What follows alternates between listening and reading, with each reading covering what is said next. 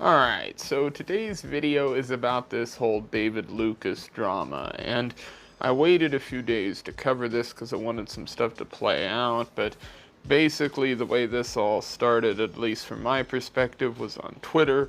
I saw Chrissy Mayer put up a tweet, and a few other people were responding to that, and I sort of went down the rabbit hole from there, finding out what had all gone on from there.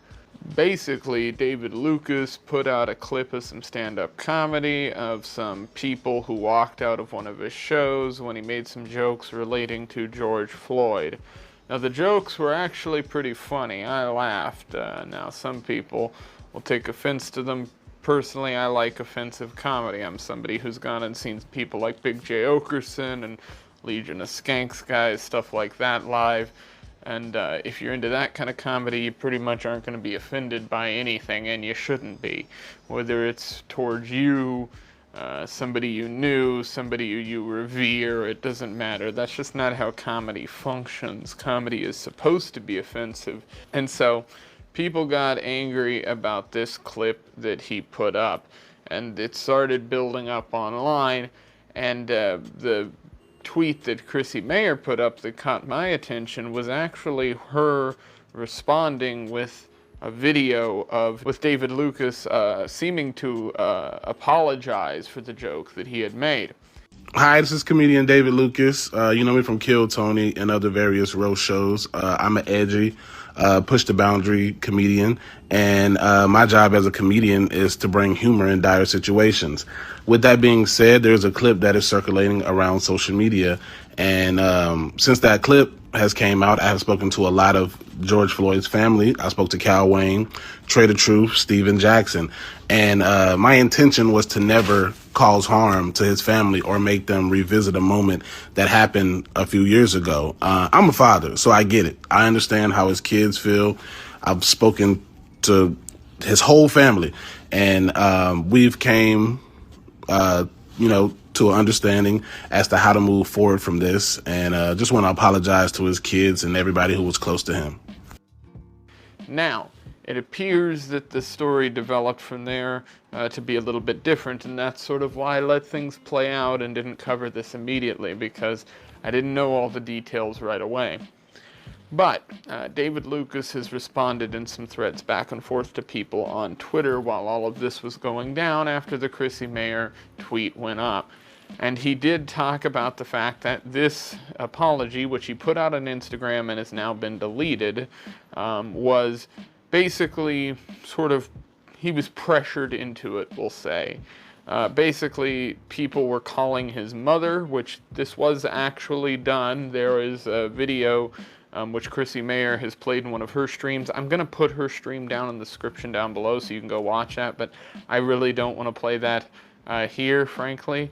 But the guy did indeed call his mom on a Twitter space and things like that. Some really messed up stuff going on. And the attacks mostly were coming from the left, BLM activist types on Twitter. Regardless, this resulted in a big sort of groundswell of people attacking him from that side of the internet.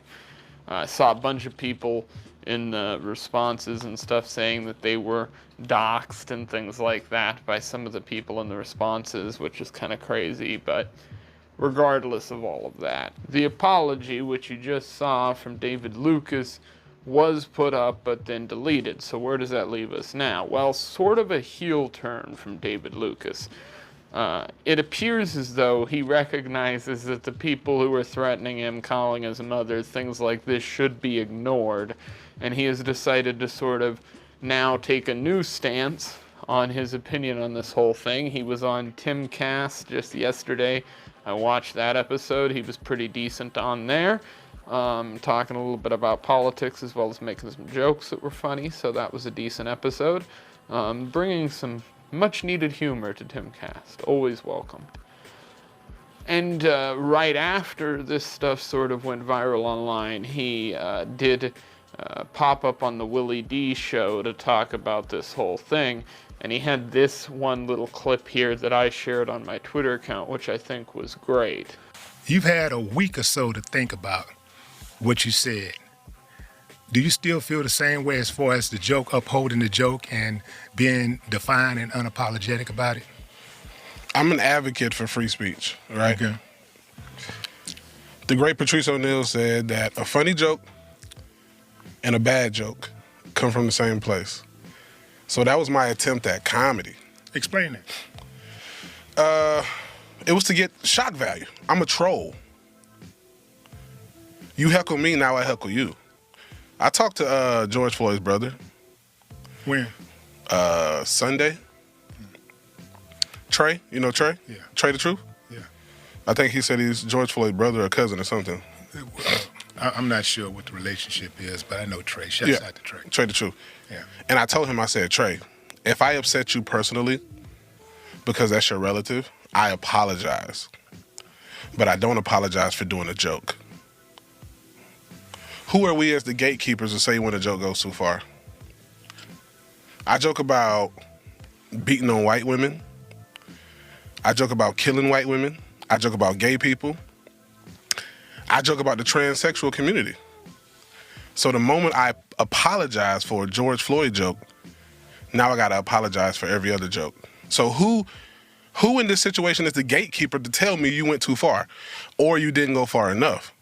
Is it because I'm not famous? If Dave Chappelle would have said that joke, what would have happened?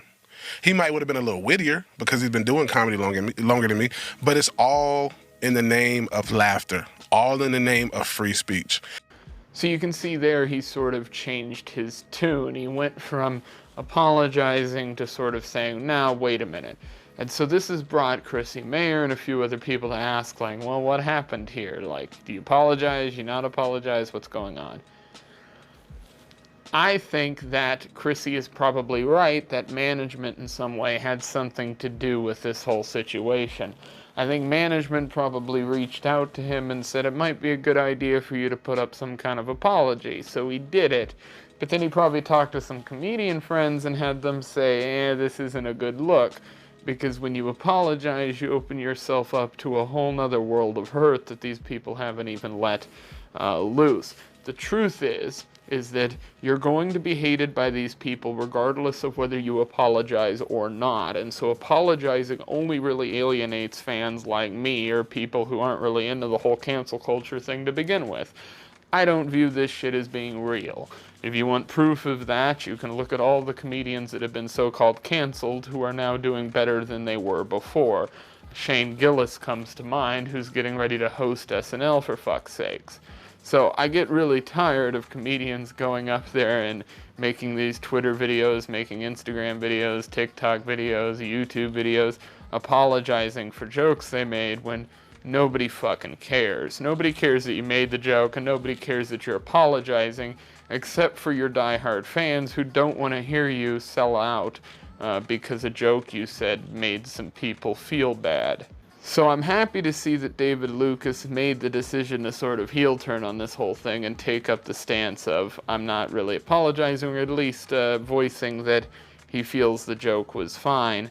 But at the same time, I would have hoped to have seen him do that from the very beginning.